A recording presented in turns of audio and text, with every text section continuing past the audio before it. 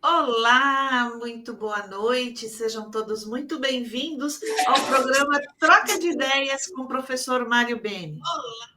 Hoje, quinta-feira, 11 de setembro de 2025, um dia para ser lembrado e um dia para se pensar a respeito dele.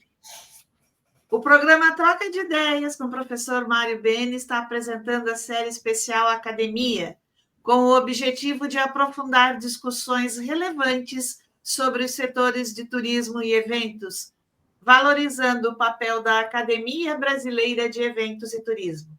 Essa entidade reúne confrades e confreiras, profissionais de notório saber e atuação destacada, que contribuem significativamente para o avanço teórico e prático do setor. A série oferece um espaço qualificado de diálogo, reflexão crítica e troca de experiência entre especialistas, professores, pesquisadores e líderes, promovendo a disseminação de boas práticas, o fortalecimento da base acadêmica e a construção de estratégias para o desenvolvimento sustentável e inovador do turismo e dos eventos no Brasil. Com a experiência do professor Mário Beni e a participação de convidados que são referências em suas áreas, o programa busca enriquecer a formação de profissionais, estimular o pensamento estratégico e apoiar o crescimento contínuo do setor. Acompanhe a série, venha conosco e vamos nessa jornada de conhecimento e transformação.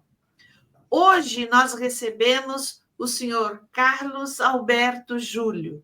Ele tem mais de 30 anos de experiência acadêmica em instituições como FGV, ITA, ESPM e FIA-USP, e mais de 40 anos como executivo e CEO em organizações de destaque como Tecnisa, HSM e Polaroid. O professor consolidou-se como referência em gestão e estratégia. Atualmente é head de estratégia da Locomotiva Instituto de Pesquisa, conselheiro independente em empresas como Camil Alimentos e Aramis, além de integrar conselhos de instituições como Abril Educacional e MIT Sloan Management Review Brasil. Atua como professor em renomadas escolas de negócios, preside o Conselho de Professores do IBMEC e já lecionou em MBAs do ITA e ESPM. Também foi CEO da Ecos, cofundador da Digital House Brasil e vice-presidente do Conselho da Tecnisa. Destacou-se na liderança da HSM Brasil, na presidência da Polaroid e na vice-presidência da Voco Sistemas. Reconhecido como um dos palestrantes mais lembrados do Brasil, foi colunista da Rádio CBN e recebeu prêmios de prestígio como Top de Marketing em RH. Autor de best-sellers sobre os negócios e gestão, é considerado um dos principais pensadores da área no Brasil. O tema de hoje é instigante e intrigante. Quanto tempo tem o tempo? Senhor Carlos Alberto, muito bem-vindo. Professor Mário, com o senhor. Muito bem-vindo a todas e a todos a esse programa que hoje tenho o prazer e satisfação de receber o Carlos Júlio, confrade da Academia Brasileira de Eventos e Turismo, para uma instigante assunto que realmente afeta todos nós, que é o tempo. Então, quanto tempo tem o tempo? Inspirando-se nas reflexões do próprio Carlos Júlio, o tempo que vivemos é simultaneamente objetivo e é também subjetivo. Existe um tempo do relógio, aquele medido em minutos horas, prazos, e um tempo profundamente pessoal. O tempo interno, que pulsa conforme nossas percepções, emoções e escolhas. Carlos Alberto Júlio lembra que gerir bem o tempo passa por tomar decisões conscientes e agir com foco, disciplina, organização. Assim, o tempo útil, aquele que realmente produz resultados significativos, não é apenas o que o cronômetro contempla, mas o que é vivido com intenção e responsabilidade. E se refletirmos sobre quanto tempo tem o tempo, podemos dizer muito mais do que registram os ponteiros, pois é tecido por decisões significadas, esperanças e realizações, é o espaço entre o pensar e o agir, entre o planejar e executar, entre o começar e concluir.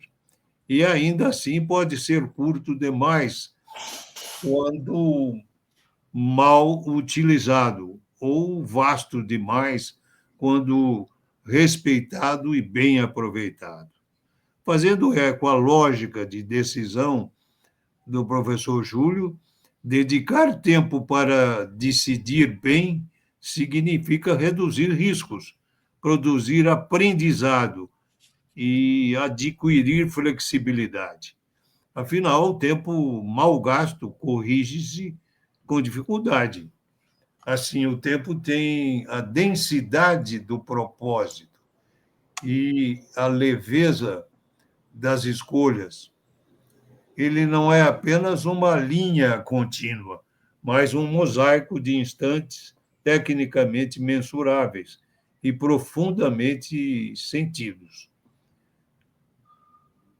Com a palavra, nosso convidado de hoje, Carlos Júlio. Boa noite, professor Beni, boa noite, Islene, boa noite a todos que nos seguem aqui. Mais uma live do professor Beni, mais de 200, pelo que eu sei, 5 anos aí com essas lives. E hoje o desafio é falar um pouquinho sobre agenda, sobre gestão do tempo. Afinal de contas, a frase que a gente ouve com muita frequência é: não tenho tempo para tudo, como é que eu faço para ter tempo para tudo? Né? E parece que quanto mais tecnologia, menos tempo temos, porque a tecnologia também nos consome muito tempo. Eu acabei de ver uma estatística que, em média, o brasileiro está gastando ou passando quase 4 horas por dia em mídias sociais, WhatsApp, etc. Então, claro que aí é o tempo que se consome do convívio, é o tempo que se consome no trabalho, de se fazer um coach, de conversar com o colega, de aprender com o chefe, de trocar informações relevantes, importantes, é o tempo da família e é o seu próprio tempo.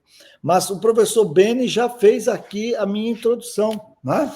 Porque o professor Beni fala justamente dos 2 tempos que na filosofia grega sempre foi pactuada, ou sempre foi apontada na figura de Cronos e Kairos, né? Ou Kairos, como alguns preferem. Né? O tempo, quer dizer, a evidência na filosofia grega sobre o tempo é que sempre existiu 2 tempos, ou sempre existiram 2 tempos, como o professor Beni pontuou. Existe o tempo do relógio, o tempo dos segundos, minutos e horas, existe o tempo da emoção, o tempo do sentimento, né? O tempo peculiar a cada um de nós, como o professor Beni pontificou muito bem aqui. Para exemplificar, a gente pode dizer o seguinte, né? Quanto tempo tem o tempo da angústia, da incerteza, quando você está, por exemplo, na antessala de um centro cirúrgico e você tem um ente muito querido lá dentro? Parece que aqueles segundos são horas, os minutos se transformam desesperadamente em um tempo maior, porque é o tempo da ansiedade, da angústia. Você não sabe o que está acontecendo lá dentro. E muitas vezes Você pensa que já passaram horas, e põe ver, passou alguns minutos, mas também muitos passamos por tempos corridos, do tipo, quanto tempo tem o tempo da conversa com um amigo querido, ou quando você está num bom show, numa boa peça teatral, ou você caiu na noite e de repente você olha no relógio, são 3 da manhã, como é que pode? Já são 3 da manhã, já é hora de ir para casa, porque é o tempo da excitação, é o tempo da alegria, é o tempo que realmente flui e corre. E aí a gente pergunta quanto tempo tem o tempo. E eu acredito, professor e colegas aqui na live, que justamente desse conflito dos tempos de Cronos e Kairos é que talvez hoje nós tenhamos aí essa altíssima incidência de ansiolíticos, né? De antidepressivos, porque quando você não consegue estar presente, o pessoal tem chamado isso, inclusive, de mindfulness, né? Ter a sua mente no presente. Quer dizer, na verdade, professor, quando nós temos a mente no futuro, isso cria uma ansiedade, e a ansiedade você vai para o ansiolítico, né? Tem que tomar lá o remedinho, um Lexotan para relaxar.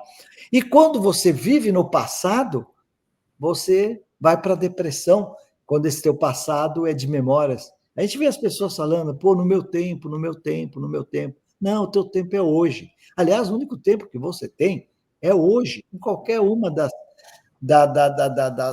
seitas que você vai pesquisar, você vai ver. Tanto é que recebe o nome de presente, porque essa é a verdadeira dádiva da vida.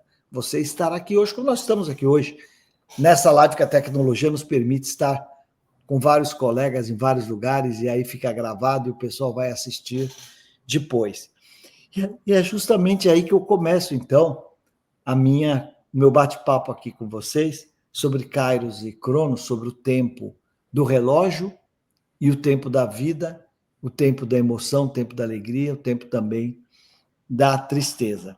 E é interessante, professor, que tudo isso surgiu, muitas das coisas. Aliás, eu tenho 15 livros publicados, que talvez dos 15, 11 ou 12 foram inspirados em aula, foram inspirados em sala de aula, foram inspirados pelos próprios alunos. E esse é um caso típico, né?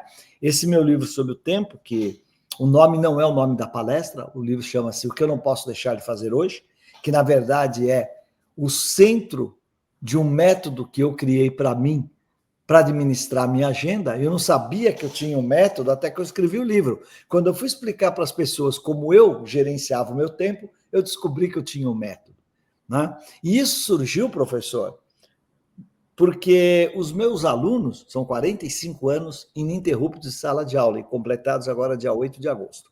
E os meus alunos, eles acham que eu sou mentiroso. Não, eles acham não, eles têm certeza. E eu entendo o raciocínio dele. Porque o aluno fica pensando assim, espera um pouquinho só, né?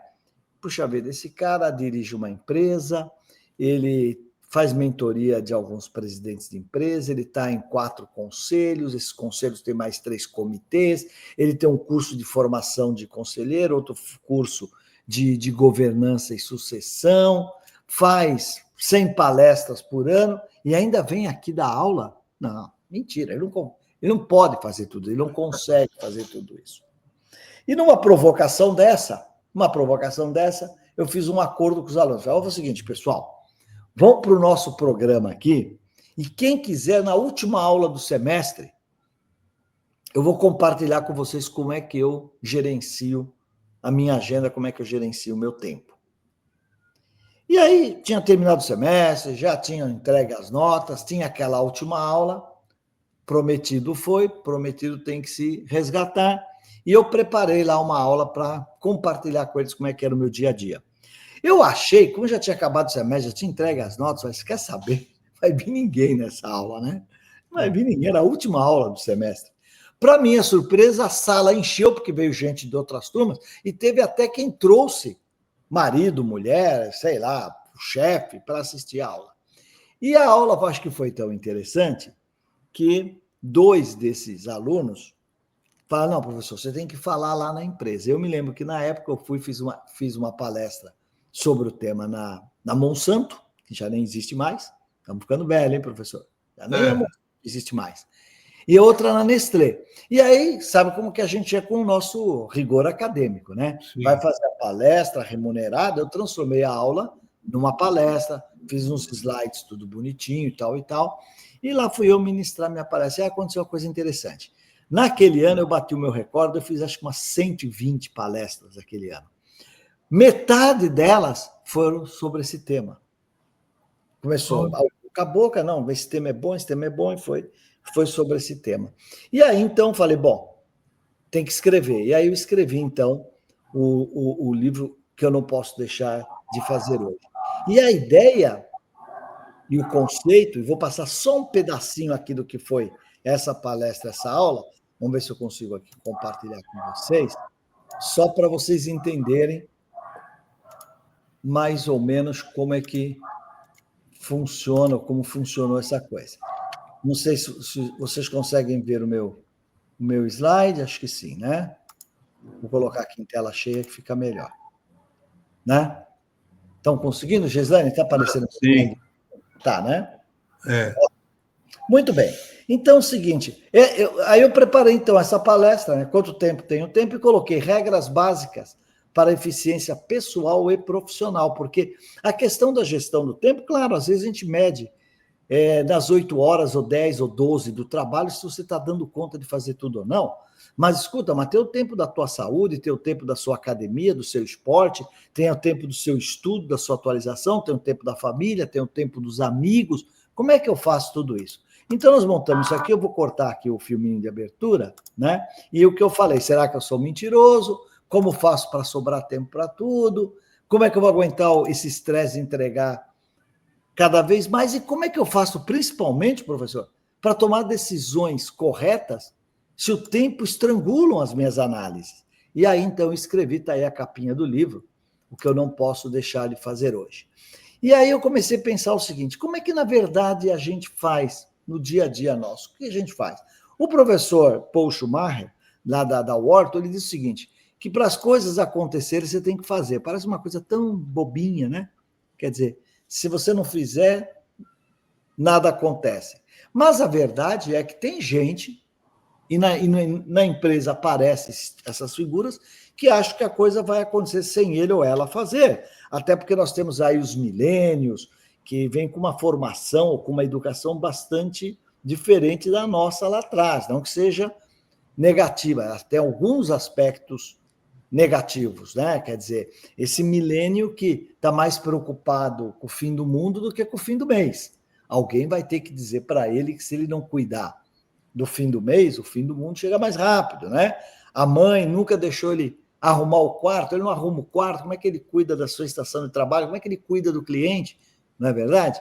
Quer dizer, na verdade, eles querem arrumar o mundo, mas não arruma o quarto.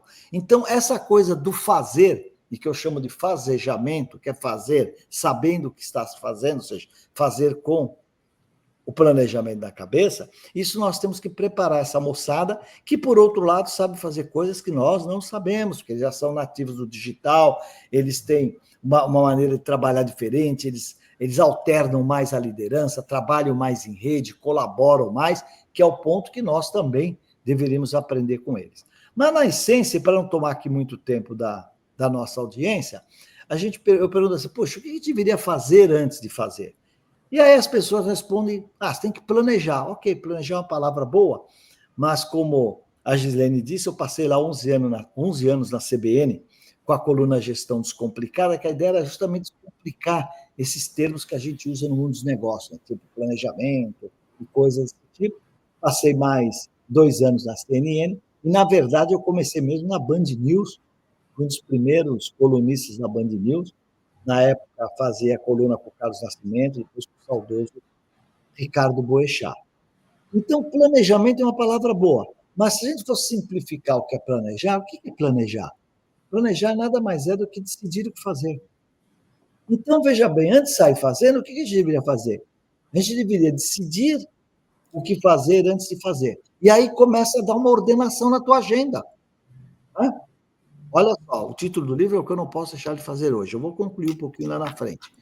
E aí eu comecei a perceber, professor e quem nos prestigia aqui, eu comecei a perceber que aquelas pessoas que tinham desempenho melhor no tempo, elas trabalhavam num tripé, às vezes até inconsciente, mas elas tinham 3 competências ou 3 habilidades, como queiram, muito importantes. São pessoas que têm foco, disciplina e organização.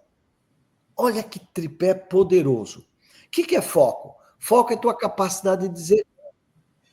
Claro que não é o não com Tomás. Quem diz não para tudo não faz nada. Mas aquela, sabe o posto Ipiranga? Todo mundo vai lá porque o cara resolve.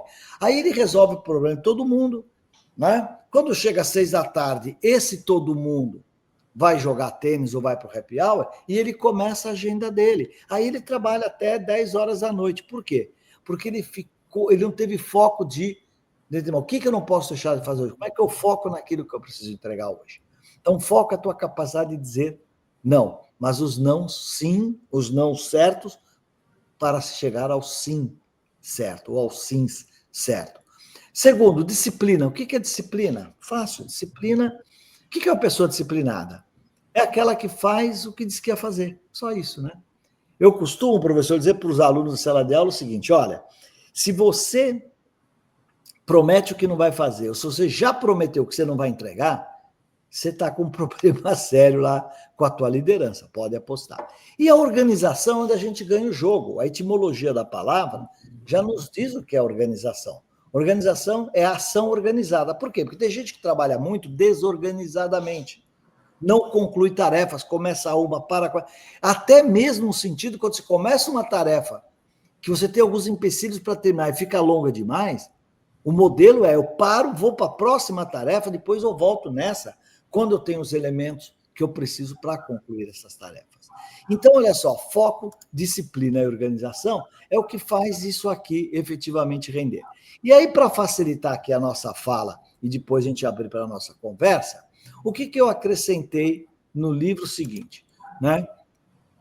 Eu vejo que as pessoas fazem listinha, aquele to-do list, né? Listinha do que tem para fazer. Eu também faço listinha do que eu tenho para fazer. Minhas listinhas estão sempre do meu lado aqui, ó. Faço no papel, faço no WhatsApp, eu tenho as minhas listinhas. Mas a ideia é, como é que você trabalha essas listinhas? Né? Você tem uma lista lá de 15, 20 itens. Que itens você faz primeiro? Aí, quando você faz essa pergunta, pessoas preparadas falam: eu faço as mais importantes. Né? Tem gente que fala: não, eu faço as mais urgentes, é urgente, eu preciso fazer. Ok. E eu diria que nenhuma dessas duas respostas é a correta na maioria do comportamento das pessoas. Porque quando você vai verificar numa listinha quais as pessoas fazem primeiro, geralmente elas fazem as tarefas mais fáceis. E tem uma explicação plausível. Porque quando você começa a riscar a tua listinha, você fez essa tarefa, mais aquela, o fazer te dá uma sensação de poder. Às vezes, uma sensação de falso poder. Porque você está fazendo as mais fáceis, mas não necessariamente aquelas que devia estar fazendo naquele momento. Olha só o que eu estou dizendo. O que é que eu tenho que fazer agora? Porque, de repente, você precisa fazer algo que vai impactar o departamento do lado, de repente é um cliente que está esperando uma resposta sua, ou uma proposta sua para fechar o negócio, e como você tem que elaborar a proposta e vai demorar muito, você vai deixar isso? Né? Então, qual é a resposta que eu encontrei? Né? Eu faço primeiro, quando eu pego a minha lista, aliás, é o seguinte, o meu comportamento é assim, meus primeiros 10 minutos, quando eu sento aqui nessa mesa no escritório, eu pego o meu to-do list, passo a limpo, porque às vezes está tudo riscado, eu olho para esses itens e falo: o que eu não posso deixar de fazer hoje? E sublinho. E eu começo por essas tarefas. Por quê? Se eu faço primeiro as tarefas que eu não posso deixar de fazer hoje, invariavelmente, meio-dia, 1h da tarde, o que eu não posso deixar para amanhã eu já fiz. Eu relaxo. Aí sim, à tarde eu posso fazer coisa que exige mais pesquisa, ou exige um trabalho mais elaborado, ou alguma coisa que eu faço mais relaxado, ou vou no cinema. É bom ir no cinema segunda-feira à tarde, professor. Não tem fila, paga metade, até a pipoca custa mais barato, né? Está cheio de cadeira vazia, então você senta numa, coloca sua mochila, suas coisas na outra, uma delícia. Então, não tem nada de errado você planejar a tua semana no domingo à noite. Eu faço isso, eu planejo a semana toda, até porque quando eu enxergo a semana, elimino o meu estresse. Porque se eu sei que eu tenho que estar com o senhor aqui, né, nessa quinta-feira, e eu vi isso no domingo, eu já pensei, o que eu vou usar, o que eu vou falar, como é que eu me adapto àquele tempo e tudo mais tal. Preparo um ou outro slide, não deixo para fazer isso hoje de manhã ou ontem à tarde. Então, isso te ajuda. Não tem nada errado você usar 1 hora do teu domingo para planejar a tua semana. Não é errado trabalhar no domingo à noite. O que não é certo é você não ir ao cinema na segunda tarde. Percebe? Claro que eu estou fazendo aqui uma provocação. E aí, para poder mexer nisso aqui, eu trago algo muito antigo, todo mundo conhece, que é a tal da matriz de Eisenhower. Para quem não sabe, Eisenhower foi um presidente, Dwight Eisenhower foi um presidente dos Estados Unidos conhecido pela sua eficiência e eficácia, porque ele atendia todo mundo. E seu time falava, como é que você atende todo mundo? E ele tem uma frase lapidar, porque parece um contrassenso, mas não é. Ele diz assim, como é que ele diz? Peraí, quem trabalha tem tempo. Porque a lógica é, não, só tem tempo quem não faz nada. Não, quem trabalha tem tempo, porque você está exercendo a tua gestão do tempo. Então, ele dizia que tinha tempo para tudo. E ele cria essa ideia do importante e urgente que eu coloquei no livro, né? Que é como funciona minha listinha baseada nisso aqui. Todo mundo conhece, mas eu vou passar rapidamente para que vocês vejam onde eu quero chegar nessa questão do que eu não posso deixar de fazer hoje. Essa matriz, para quem não conhece, importante e urgente, né?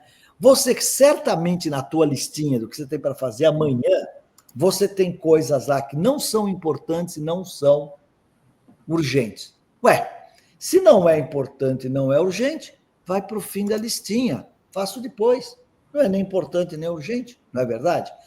Mas você vai verificar lá que você tem coisas que são urgentes e importantes. Meu Deus do céu. Se é urgente e importante, você vai ter que começar por elas. Você vai ter que fazer agora. Você deixou o importante. Olha o que eu vou dizer que depois eu resgato. Você deixou o importante virar urgente.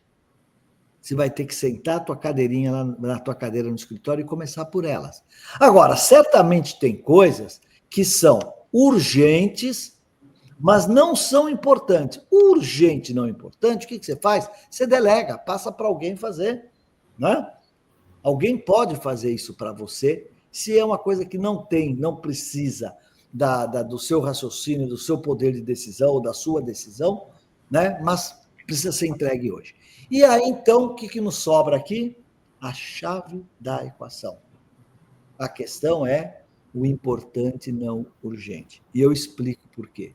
Porque na minha cabecinha, o importante não urgente geralmente é o estratégico. Porque qual é o problema do importante não urgente? É quando esse importante vira urgente. E aí você não pesquisou, você não se preparou, você não trocou ideias, né? Aí você não pode errar, aí ponto. Porque uma das grandes contribuições dessa moçada da nova economia para nós, da velha economia, é o tal do fast cheap learning. O que é o fast cheap learning? Né? Olha, é o erro humano. Você pode errar, mas tem que errar rápido e barato. É verdade. Então, quando você errar rápido e barato, é aquela frase do Mandela, né? Que ele dizia assim, eu nunca perco. Isso parece arrogante, né? Mas aí ele conclui, ou eu ganho ou eu aprendo. E certa vez, num evento em Nova York, tive a honra de dividir o palco com ele, e no jantar ele falou, quantas vezes eu ganhei mais aprendendo do que acertando? Então, quando você tem tempo para pensar no importante, o risco de você tomar uma má decisão diminui muito. E se você tomar uma decisão errada com o tempo, e você percebe, você volta e refaz a tua decisão. O problema é quando você não tem tempo. Então, é o seguinte, quando você tem algo que é importante e não urgente, o que a gente faz com isso? Você tem que botar um deadline. Decida quando fazer. Professor, eu tenho visto isso no comportamento geral, tanto nos negócios, né? Eu assessoro várias famílias empresárias, estou nos conselhos, então vejo muito gestor brilhante, vejo muita gente competente, mas também vejo muita gente errando em coisa muito simples, né? E uma das coisas que eu percebo as pessoas errando é na leniência, na procrastinação. Deixa que eu faço. E tem que decidir sem tempo, aí decide sem informação.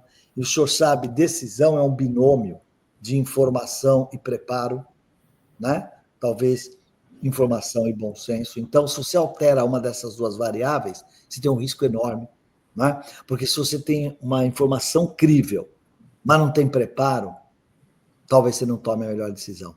Agora, se você tem muito preparo com uma informação falaciosa, com uma informação não verdadeira, equivocada, você certamente vai tomar uma decisão equivocada. Então, o preparo que você tem para ver se a informação é crível é você conseguir detectar o que é importante, mas que você tem tempo para decidir. E aí, então, eu vou concluir só essa parte, aqui eram 15 minutos da apresentação de 1h30, eu digo assim, que raramente as decisões urgentes são importantes. Mas, estrategicamente, você tem que fazer o importante antes que ele vire urgente. Senão, aí você passa a ter problema. Vale nos negócios, vale na sua vida financeira pessoal, vale nas suas decisões familiares, não é verdade? Quer dizer, ficou encantado com o imóvel, você entrou lá, viu uma lareira, ficou apaixonado pela lareira. Aí você não analisou o condomínio, que tipo de vizinho, se a escola é perto ou é longe, se o trânsito ali flui ou não flui, e aí acaba tomando a decisão errada. Então, comprar um imóvel é algo muito importante. Então, você tem que jogar com o tempo para tomar uma boa decisão. Vou parar por aqui para a gente poder conversar, mas esse era o marco teórico que eu me propus a fazer aqui, tá bom? Perfeito.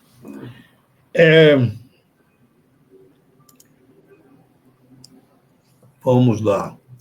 Como o texto dialoga com a visão executiva e pragmática sobre a gestão do tempo? Então, basicamente, eu acho que o pragmatismo das decisões ele tem muito a ver com o seu preparo e com o bom senso. Quando eu falo bom senso, eu falo senso comum. Claro que o professor pode falar assim, puxa vida, mas são justamente aquelas pessoas que saem do senso comum que encontram as oportunidades, as chamadas disrupções. Também é verdade, também é verdade. Mas, via de regra, quando você tem uma boa informação e você tem um bom preparo, a tua decisão vai ter um certo pragmatismo. Agora, comprovadamente por pesquisas, e quando eu vi isso, eu me aprofundei, porque eu custei um pouquinho para acreditar, mas a Brené Brown, né, pesquisadora da Universidade do Texas, de Austin, né, mais conhecida por seus estudos sobre vulnerabilidade, embora é um equívoco, porque a Brené Brown, a doutora Brené Brown, ela não foi estudar vulnerabilidade, né? Ela, na verdade, a linha de pesquisa dela é porque as pessoas sentem vergonha. Sim. Mas para entender a vergonha, ela teve que entender a culpa. E para entender a culpa, ela teve que entender o que era a vulnerabilidade, que ela define, abro aspas, como o risco emocional que você toma de ser quem você é. Porque como a gente tenta gerir a nossa vulnerabilidade, a gente mostra aquilo que a gente não é. Então, assim, eu não sou rico o suficiente, eu não sou magro o suficiente, eu não sou inteligente o suficiente. Então, se você acha que não é, você não é. Mas o que a gente faz? Eu não sou magro o suficiente, pretinho básico. Eu não sou rico o suficiente, eu compro um carro que eu não consigo manter, mas eu vou aparecer lá na casa do professor Beni, na festa dele, com um carrão. E ela, quando ela vai estudar essa coisa da culpa, da vulnerabilidade, da culpa, para explicar a questão da vergonha, ela diz o seguinte, que toda decisão, por mais racional, ou o professor chamou de pragmática, que seja, sempre tem um fundo emocional. Sim. Ela diz assim, você não consegue tomar decisão só com o cérebro. Cérebro mente e sentimentos trabalham juntos, às vezes, nessa decisão. Por quê? Por causa dos vieses. E aí vem o professor Daniel Kahneman, com o seu fantástico livro Rápido e Devagar, e lista para a gente, acho que 125 vieses que interferem nas nossas decisões. E vai perceber que daqueles vieses, a grande maioria dele, talvez 2/3 ou mais, são sempre de ordem emocional e não de ordem racional. Então está aí um alerta, né? Se tem algo que nasce no teu pensamento, consulta o seu coraçãozinho.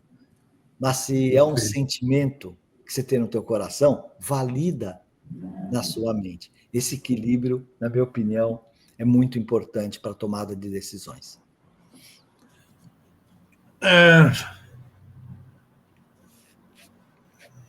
De que forma o tempo pode ser um espaço entre pensar e agir? Acho que até pensei que já tivesse até fundamentado. Primeiro que eu acho... Foi, é verdade. Ele é importante, porque, veja bem, agir sem pensar, as consequências podem ser seríssimas. Claro que existem exceções, claro, vou dar uma exceção aqui. O professor gosta de futebol ou não? Sim. Então, pronto. O que o senhor acha que acontece quando, de repente, o atacante está entrando com a bola na área e o goleiro sai de carrinho nos pés dele e ele dá um toque na bola que encobre o goleiro? O senhor acha que ele raciocinou? Eu creio que não. Não deu tempo. Não deu tempo. Claro que não deu. Então, quais são as explicações? Tem gente que diz o seguinte, tem biólogos que dizem o seguinte, que todas as células do corpo pensam e veem e sentem. Então, o que ele está vendo com os olhos do goleiro sair, as células do pé também estão pensando ao mesmo tempo e dá aquele toque na bola e passa a bola por cima. Outros definem isso mais como Heráclito dizia, né, que o hábito faz a eficiência. De tantas vezes que ele já teve nessa situação e que ele chutou em cima do goleiro, agora ele já sabe que ele tem que dar um toque e jogar a bola por cima do goleiro. É outra explicação. Mas a relação tempo-decisão é fundamental. Tem decisões que você não tem tempo para pensar. É quando você desvia o carro de uma criança na rua, é quando você freia porque fechou, o farol deu vermelho na sua cara, ou alguém está atravessando na faixa, você tem que parar, ou quando você tem que fazer um lance nos esportes, que você não parou e falou assim, não, pera, o goleiro vai sair em cima, não, o goleiro vai sair em cima de mim, então eu vou pegar, vou dar um toque por debaixo da bola, que ela vai passar e vai chegar no gol. No way que você pensou tudo isso, você não pensou nada, né? Você tem ou a experiência, ou então essa teoria do Aldray, que é um biólogo irlandês, que ele diz que o corpo todo pensa, não é só o cérebro. Mas eu não sei o quanto que isso é verdade ou não, porque não sou biólogo, não entendo nada de cérebro, a não ser a minha mulher, que agora está com esse negócio de fazer neurocirurgia, e não sei nem de onde ela tirou essa história toda. O que o autor quer transmitir ao falar em instantes tecnicamente mensuráveis e profundamente sentidos? É exatamente o que eu falei. Quer dizer, tem coisa que você consegue mensurar, porque você tem tempo, você tem dados, tem informação, e não por menos esse pessoal todo aí da nova economia fala que o petróleo, que os dados são, os dados dado é o novo petróleo, quer dizer, né? O que traz riqueza hoje para as organizações, a gente sabe que traz riqueza, inclusive pessoal, é você ser uma pessoa bem informada ou saber onde buscar informação. E daí surgem, né, nas corporações um cargo muito importante, que é o pessoal de inteligência comercial, de analytics, e até um degrauzinho acima que o pessoal chama de cientista de dados. O cientista de dados é justamente aquela pessoa que vai buscar informação crível para alguém tomar a decisão. Não sei se o professor sabe, mas eu, em 2017, eu fui um dos cofundadores da Digital House. A Digital House foi uma escola que nós montamos para formar justamente os profissionais da nova economia, né? Então, lá nós formávamos desenvolvedores de web, desenvolvedores de mobile, designers de UX, designers de UI, marqueteiros digitais e cientista de dados. E como a escola tinha um compromisso pela empregabilidade, nós chegamos a ter 97% dos alunos empregados antes de terminar o curso, né? Muito engenheiro dirigindo Uber fez o curso e virou um profissional da nova economia. E a gente ficava monitorando as faixas salariais desses cargos. E aí tinha uma coisa que eu nunca tinha entendido, que você pegava lá um cientista de dados, a faixa salarial deles ia de 8 a 30 mil reais. Eu, em todos os conselhos que eu estou, geralmente me coloco lá no comitê de gente de gestão, estou acostumado a ver faixas salariais. E faixas salariais, o professor sabe, né? É 10, 11, 12. Não é 10 e 30, não é verdade?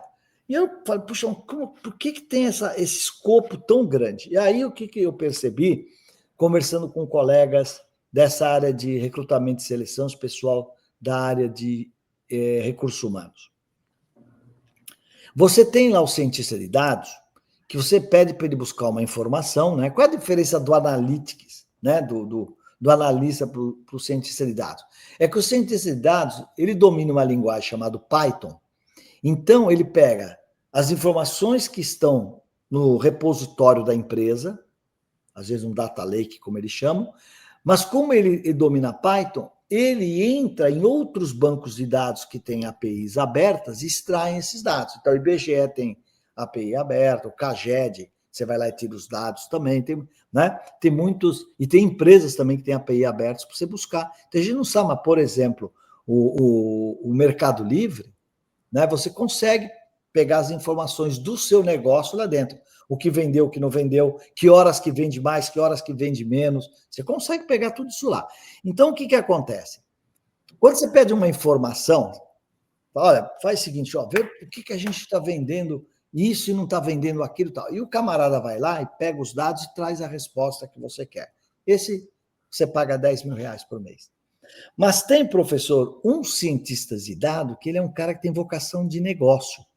Então, ele traz aquilo que você perguntou, mas traz aquilo que você não perguntou. Porque como ele está mexendo nos dados, ele encontra coisas que você não vai encontrar porque você não está mexendo nos dados.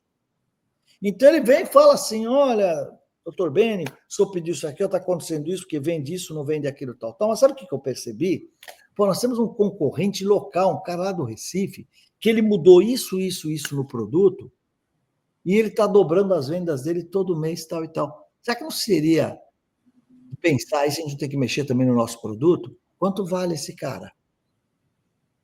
Quanto vale? Aí você paga 20, porque senão ele vai embora. Paga 30 para segurar o camarada ali, né? Então, veja bem como que essa relação, informação, dado, né? Lembrando o seguinte, quem está nos vendo, dado não é informação, hein? A informação é um dado acrescido de inteligência, né? E informação não é conhecimento. Conhecimento é quando você junta várias informações, geralmente multidisciplinares, que te levam a um novo saber. O que é um novo saber? Algo que você não sabia, né? Então, essa hierarquia aí do dado, informação, conhecimento, né? Então, fundamental para nós gestores, mas fundamental para a gente capacitar a nossa equipe. Essa coisa que a gente fala, o líder coach, o que é o líder coach?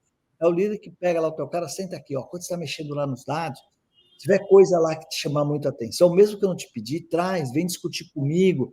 Você vê, a liderança alterou completamente, né? Antes você valia o que você sabia. Hoje você vale o que você compartilha. Mudou drasticamente, né? Hoje você é aquele que serve, não é aquele que se serve. Não é mais. Sabe, o cara virava gerente e a secretária vinha servir cafezinho na sala. Secretária tem coisa muito mais importante para fazer do que servir café. Você vai lá na máquina e pega o teu café, já encontra alguém, conversa, aprende alguma coisa nova. Mudou completamente. Tanto que hoje as lideranças estão trabalhando nas mesmas baias que os funcionários. Lá na Startse, por exemplo, tem um monte de salinhas de reuniões e um monte de cabinezinha. Mas o que é cabinezinha? Quando o cara quer fazer uma live, como nós estamos fazendo aqui, você vai para a cabinezinha. Por quê?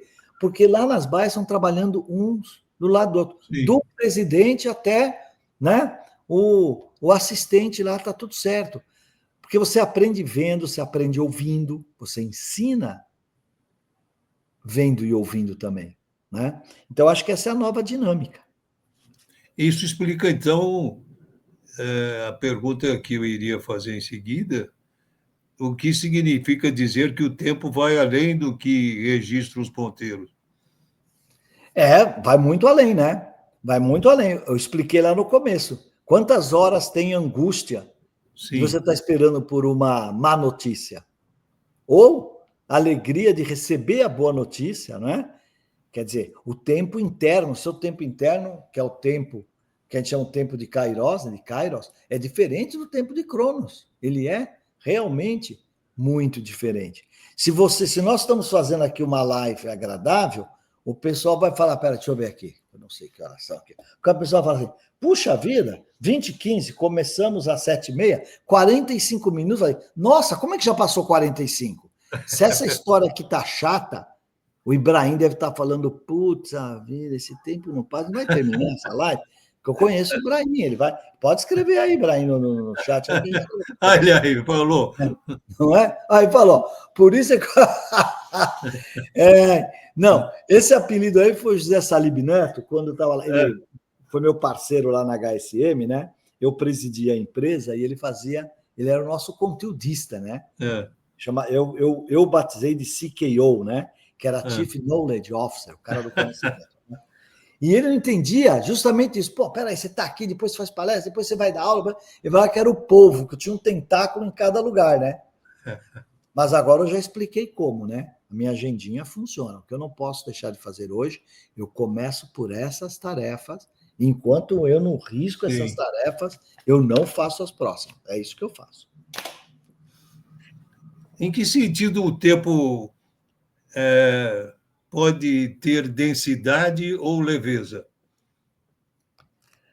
O tempo tem leveza quando você faz o que você gosta, principalmente, a gente sabe disso, né? Quando você está no teu propósito, acho que o tempo realmente voa. O que é o propósito? É aquilo que você faz não só para você, mas que você faz além de você, né? É aquilo que impacta. Talvez o mundo, por que não? Professor, sabe qual é o propósito do Google? Informar, tirar dúvida. Não, isso aí são os KPIs, isso aí é a meta dele. O propósito do Google sempre foi, desde o começo, é organizar toda a informação do mundo. O senhor acha que eles estão cumprindo o propósito? De uma certa forma. Eu não tenho a menor dúvida, eu nunca coloquei nada no Google que não veio uma resposta. Sim. Entendeu? Então, o que a gente falava há 20 anos, que quem ia dominar a internet é quem soubesse fazer o que eles chamavam de data mining, mineralizar, né? Minerar, acho que é o termo certo, minerar o solo das informações e a ser os campeões. E o Google acreditou nisso e fez acontecer. Agora tudo bem, agora com AI, né, ou com a inteligência artificial, você tem outras formas de fazer, porque vem os algoritmos, né, que rastreiam a internet muito rapidamente, aí vem o generativo. Hoje você já tem o que eles chamam do unsupervised learning, quer dizer, que é a máquina que aprende com ela mesma, né? Porque o supervisor, ele aprende com ela dentro. Agora, a máquina já está aprendendo com ela mesma e tirando conclusões. Né? Então, eu acho que tudo isso é um impacto. Mas essa coisa do propósito, professor, quando você lê, por exemplo, tem um livro que já não é tão novo, Organizações Exponenciais, dos professores, do Salim Ismail, né, que é um dos fundadores da Singularity, lá na Califórnia, ele que ressaltou muito isso, né? Quer dizer, o engajamento que você faz do time em cima do propósito, que é quando o teu time na empresa entende, né, qual é o propósito da sua organização, né, você tem um elemento de engajamento, porque principalmente o jovem, ele entra na empresa, ele quer saber o que a gente faz, a gente está aqui para quê? É um hospital, estou aqui para curar as pessoas, para salvar a vida, né, para lhe tirar a dor, o que eu estou fazendo? Né, qual é o driving force do meu trabalho, né? E se o professor me permitir, eu conto uma historinha aqui que para mim foi muito impactante. Por favor. Posso contar? Claro. que eu sempre, desde que eu leio sobre propósito, fico pensando, pô, o meu propósito, não é fácil achar, hein? Nem o seu, nem o da tua organização, né? Mas aí eu vinha sempre pensando nisso, né? E aí aconteceu um negócio muito interessante comigo. O professor deve saber, aliás, o Ibrahim chegou a conviver com a minha esposa. Sim. Eu fui casado 31 anos, né? E fiquei viúvo há 14 anos. E hoje estou numa nova relação muito boa, muito bacana, já indo para o 4º ano, com a Andressa, né? E a Andressa é uma guerreira, né? Ela, quando ela foi fazer a graduação dela, diz ela hoje que quem pagou os estudos dela foi o avô. E ela queria fazer medicina e o avô disse assim, não, eu só pago se você fizer direito. Aí ela dizia assim, bom, ou eu fazia direito ou não estudava. Ela fez direito, advogou durante 21 anos, acho que tributário. Quando ela percebeu que financeiramente ela estava estabilizada, né? Quando ela falou, bom, agora eu consigo me segurar, ela prestou vestibular e foi fazer medicina. Então, ela está agora, faltam 70 dias, ela fica contando os dias, 70 dias para ela ser médica, que ela está no 6º ano, ela vai se formar agora, esse ano. E aí é o seguinte, em casa eu tenho 2 médicos, né? Porque eu tenho filho médico e nora médica, né? Não é um casal, a médica é casada com meu filho mais novo e meu filho mais velho é médico. Então, quando tem um churrasco aqui e tudo mais, eles perguntam para ela, né? E aí, Andressa, você já decidiu o que você vai fazer? E eu entro no meio e falo, geriatria, né? Óbvio, né? Então fica aquela gozação, né? Que vai fazer geriatria para me beneficiar disso, né? E ela fala, ela quer outra ponta da medicina. Ela fala, não, eu quero fazer neonatal. Aí eles falam assim para, pô, você vai fazer neonatal, vai cuidar de crianças prematuras, vai viver numa UTI pediátrica e tal, né? Essa é a história. Aí, um belo dia, eu acho que foi no carnaval do ano passado, eu estava lá em Gramado com ela, não sei se eu estava almoçando e jantando, só eu e ela, e eu lembrei da história, falei assim para ela, pô, Andressa, eu fico te sacaneando com essa história de geriatria, e você fala que você quer fazer neonatal. De onde você tirou isso? Por que você quer fazer neonatal? E ela, com a maior simplicidade do mundo, ela disse assim, não, porque eu quero tirar as crianças do hospital. Eu quero ver as mães saindo do hospital com as crianças. O hospital não é lugar de criança. E aí eu entendi. O sonho dela é ser médica. O propósito é tirar os bebês do hospital. Perfeito. O propósito é ver as mães levando os bebês para casa. Esse é o propósito. E é isso que move. Sim. E aí eu falei, gente do céu, agora eu aprendi propósito. E agora eu tenho que achar o meu, né? Eu já tinha isso, mas eu não sabia que era tão forte em mim que é desenvolver pessoas e organizações, porque eu faço mentoria de famílias empresárias e monto conselhos, né? Conselhos de família, conselhos de administração e tal. Mas o que é o centro do meu propósito? É desenvolver as pessoas. E por isso 45 anos de sala de aula. O professor está há quantos anos de sala de aula? Sim, eu continuo, na verdade, né? Em alguns, mas eu me aposentei na USP pela compulsória e continuei, então, mais ou menos 60 anos. 60 anos? É. Nossa, eu estou achando 45 muito. Como é que você está 60? Meu Deus do céu, não devia ter feito 50 direto. Depois, direto, né? Então, agora, continuando dando aula online. É isso mesmo, né? Muito bom. Ainda no seu livro, você fala em mosaico de instantes. Tempo é um mosaico de instantes. É porque a questão é assim, né, professor? Quantas vezes você toma uma decisão que você não sabe de onde saiu aquilo?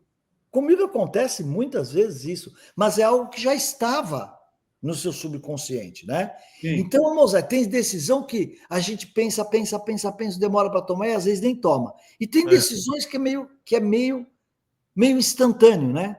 De uma hora para outra, você foi lá e você fez, mas é que a capacidade do nosso cérebro de recuperar uma informação inconsciente é muito rápida. Que é o caso de quando você chuta a bola para cima do goleiro. Está lá dentro de você. Você não decidiu aquilo naquele momento. Você não decidiu aquilo naquele momento. Tem gente que chama isso de intuição, não sei se é ou não. Né? A pessoa intuiu e fez. Né? Eu tenho muitas situações que eu faço uma coisa e eu falo, gente, mas da onde eu tirei isso? Às vezes até coisas que eu falo, puxa, mas eu falei isso, da onde que eu tirei isso? Às vezes não lembro de onde eu tirei. Então, na verdade, eu vejo assim, tem um mosaico de tempos, né? Que tem coisa que eu demoro para resgatar e tem coisa que surge de uma hora para outra, né? Isso é o mosaico de tempo. Carlos, como o propósito pessoal redefine a noção de tempo? Eu acho que o propósito, ele é o grande guia para você saber aonde colocar o teu tempo. Porque, veja bem, quando você tem um propósito, as coisas que não têm significado, fica mais fácil você enxergar. Por que eu estou fazendo isso? Vou contar um exemplo de hoje. Aí eu peguei, tinha um monte, às vezes tem coisas do jornal que eu quero aprofundar mais, eu arranco a página, aí eu tinha umas 10 páginas aqui que eu queria ver. Não é coisa muito séria, não, 2 ou 3 coisas de vinho. Por exemplo, tinha um do caderno de cultura do Valor, acho que de 2 domingos atrás, falando como os caras estão usando IA na produção de vinhos. Sim. Né? Eu adoro estudar vinhos e tudo mais. Estava guardadinho. Aí eu peguei isso aqui e eu deixo a televisão ligada, às vezes sem som. Fico aqui sozinho e deixo sem som. Aí eu vi que estava votando lá a Carmen Lúcia e eu aumentei o volume. Aí eu fiquei vendo a Carmen Lúcia falar assim, não entendia direito, o raciocínio dela estranho, não sei o quê, puxava daqui, dali. Aí eu falei, pera um pouquinho só. Tem um negócio de vinho que eu adoro, por que eu vou ficar vendo? Já sei o que vai acontecer. Nem abaixei o volume, desliguei a televisão e fui ler o que eu tinha para ler sobre vinhos, porque me dá prazer. E porque eu tenho, não é um propósito, mas eu tenho essa coisa de... Né, para mim é um hobby. Os vinhos é hobby, há mais de 30 anos. Sim. Eu bebo e estudo vinho, porque eu aprendi que se você gosta de vinho do jeito que eu gosto, com meus confrades, né? A gente tem uma confraria há 26 anos. Há 26 anos, mesmo grupo. Quando você gosta de vinho, porque não tem nada errado, o vinho bom é aquele que você gosta e não faz mal no dia seguinte. Mas quando você se interessa pela cultura da viticultura, é outra história, não é? E então eu vejo o vinho é uma daquelas áreas dos saberes que você precisa ter, você precisa de estudo mais litragem. Sim. Né? Porque se você estudar e não beber, você não aprende. Agora, se você beber sem estudar, você não sabe o que está bebendo. Percebe? Então, você tem que trazer isso junto. Então, eu acho que quando você dedica o seu tempo em cima do seu prazer, do seu propósito, dos seus sonhos, ele é muito bem investido. Ele é muito bem investido. Muito bom, Carlos. Gislene, temos perguntas? Não temos pergunta. O pessoal ficou ouvindo aqui, mas não se atreveu a fazer perguntas. Só o Ibrahim falando que eu sou polvo aí, viu? Ele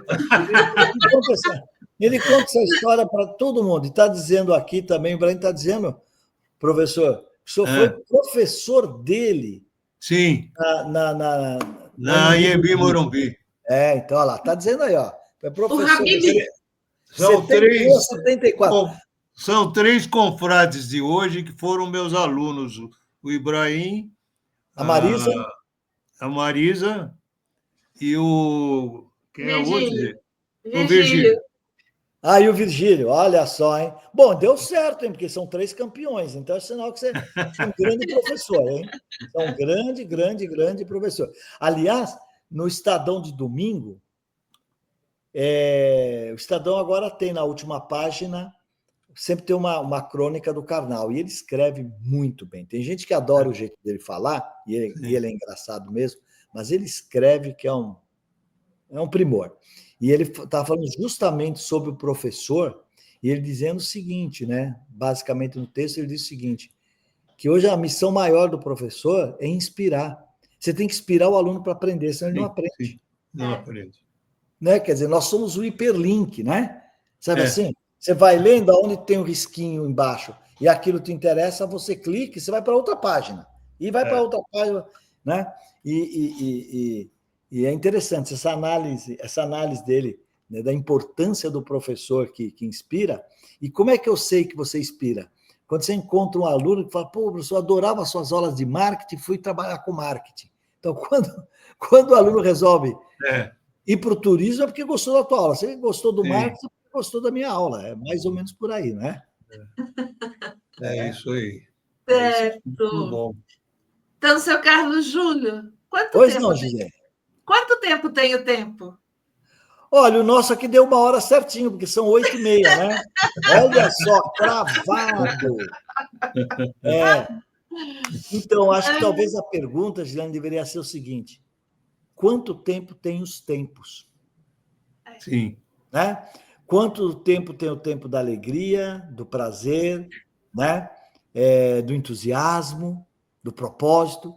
E quanto tempo tem o tempo da tristeza, do luto, não é? São tempos diferentes. E a filosofia mostra isso com Cronos e Kairos, porque Cronos era aquele que comia seus filhos. Sim. Então, olha que metáfora interessante, né? Cronos é o tempo que te engole, que te absorve, que é justamente o tempo do relógio. Do relógio. Esse é o tempo que te escraviza, né? Ok, 1 hora de live, está na hora de acabar, vamos encerrar isso aqui. Esse é o tempo que te engole. E o tempo do prazer é, pô, o papo tá bom, vai, inventa mais umas perguntas. Tá bom, aí. Vamos lá. Não é isso? Mas, esses são tempos que eu acho que nem todo mundo se questiona a respeito deles. É verdade, é verdade. É verdade. Você fala em tempo, é tempo. É tempo. Mas como você fragmentou aí em tempo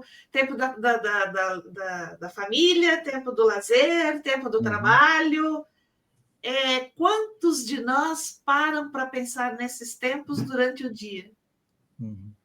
Agora, o Sérgio Junqueira está querendo que eu falo sobre o livro A Economia dos Cedros. Sim. Esse é um livro antigo, Sérgio. Nem tem mais para vender, né?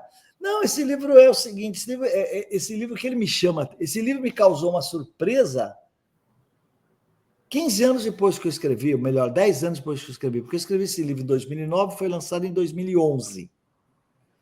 E é um livro que eu escrevo, o livro é todinho sobre ESG, mas não existia a sigla ESG.